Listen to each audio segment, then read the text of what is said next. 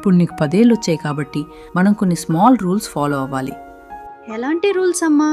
మొదటిది, నువ్వు ఏడవటం వల్ల అన్నీ సాల్వ్ కావు. ఏదైనా ప్రాబ్లం ఉంటే క్లియర్ది చెప్పాలి, ఏడ్చి సాధించకూడదు. That is called communication. రెండవది, నీ హోంవర్క్ నువ్వే చేసుకోవాలి, వేరే వాళ్ళ మీద డిపెండ్ అవ్వకూడదు. నీకేమైనా డౌట్స్ వస్తే హెల్ప్ అడగాలి. That is independence.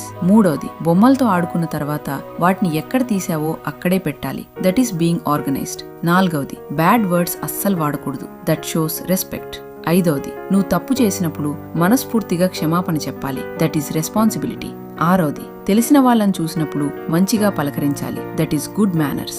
ఏడవది, ఇంటి పనుల్లో అమ్మా నాన్నలకు ఇష్టంగా హెల్ప్ చేయాలి. That is sharing. ఎనిమిదవది, నీకు ఏదైనా అర్థం కాకపోయినా లేదా డౌట్ వచ్చినా మౌనంగా ఉండకుండా వెంటనే అడిగి తెలుసుకోవాలి. That is honesty. తొమ్మిదవది, కారణం లేకుండా కోప్పడ్డం, చిరాకు పడ్డం చెయ్యకూడదు. నీ ఎమోషన్స్ ని కంట్రోల్లో ఉంచుకోవాలి.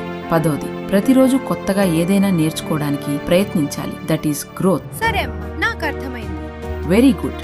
ఇవాళ ఈ రూల్స్ స్ట్రిక్ట్ గా అనిపించొచ్చు, కానీ రేపు మీ పిల్లల భవిష్యత్తుకు ఇవి చాలా అవసరం. బాల్యంలో నేర్పే క్రమశిక్షణే జీవితంలో బలంగా మారుతుంది. ఈ చిన్న పాఠాలు గొప్ప జీవితాలను తీర్చిదిద్దగలవు. ఈ మెసేజ్ ని పిల్లలను పెంచుతున్న తల్లిదండ్రులకు షేర్ చేయండి. నెక్స్ట్ ఏ టాపిక్